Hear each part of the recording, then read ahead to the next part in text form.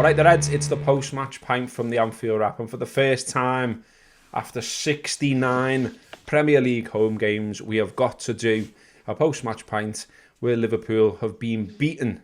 They have lost 1-0 to Burnley in the Premier League. That lovely, gorgeous home record that took us to the big 19 times is over. It had to be over at some point. But by God, what a way for it to end. I've got Ian Ryan and I've got Paddy Fitzsimons with me. Simmons or Simons? I always do this, don't I, mate?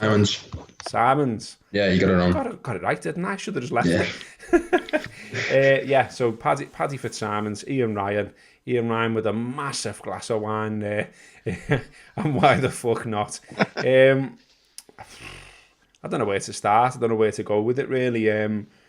We are now sort of, we were 24 points ahead of Manchester United at this time last season. We are now 6 behind them. The Premier League does not make for good reading whatsoever. Liverpool in 4th, can be overtaken by Spurs, who've got a game in hand on us as well. City now significant favourites to win the league. But yeah, we've got to talk about this game. This game, Ian. I mean, what did you reckon to it first half? Let's be serious about it. First half, I don't know about you, I was sort of looking at it thinking, it's frustrating, but, you know, we're getting into areas, we're doing stuff, we're remaining patient, and friggin' hell, Divvy should have scored. Yeah, I mean, Robbo, you feel like you've seen that game 4 or 5, maybe 6 times already this season. It's just repeat, isn't it? And tonight was no different, despite them changing the team. And you know, I'm sure people will have views on that. I could understand them maybe leaving out Bobby, given the form we've been in. In fact, I was kind of up for that, being honest. I think he's been in a pretty terrible run of form over a long period now, apart from maybe the odd game. I probably would have started Salah, being honest. Listen, maybe there's some sports science behind it that says that Salah couldn't start tonight. And don't get me wrong, I don't think Salah's been particularly great over the last 3 or 4 games either. I've given him a little bit of stick on other shows after matches and stuff. But that said, he's still the top goal scorer in the league.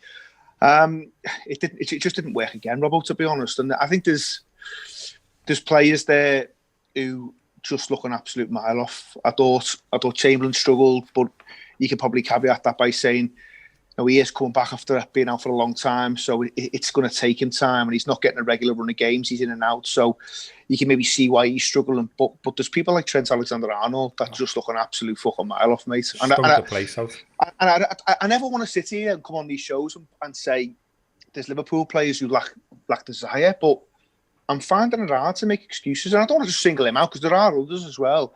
But him all season now, and I'm seeing things tonight that I don't like. I'm seeing him watch scenarios develop and not show any urgency or desire to get back in and cover. When Barnes had that chance, you mean, and it was offside. But I don't think he knew it was offside. He just, but that's not the first time, by the way. You can go back over 3 or 4 or 5 games, and you can just watch him look at things develop and not feel a desire or an urgency or a want to get back in and help his teammates out.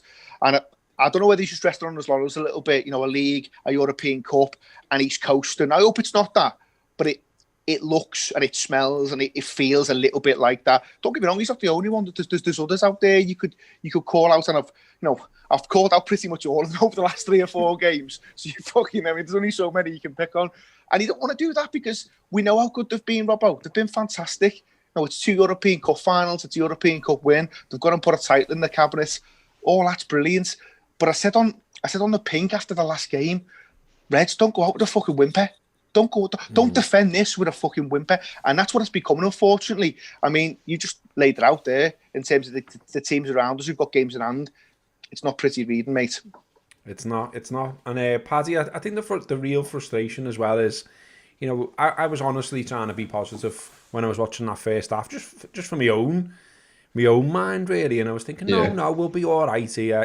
All the ball, moving it around, moving them around. Obviously, too many shots from sort of the edge of the box and stuff like that. And then the Origi one, which, fuck me. And it was, I just thought, no, we'll be all right. Second half, come on, we've got a strong bench and all the rest of it. And then rather than it go uphill, rather than it get better, second half, it got worse, didn't it? There was like sort of, they started off well enough second half, But then sort of 60, 70, they seemed to really, really run out of ideas, and you were just seeing the same thing over and over again. I mean, those crosses from Trent, Jesus Christ, I mean, what was going on? And the free kick as well. The free kick, I've no idea what they were up to there, but that was one of the worst free kicks I've ever seen as well, where Trent absolutely balloons it into the stand. So it's like Ian says, isn't it? It's hard to almost sum up because so much was ultimately wrong.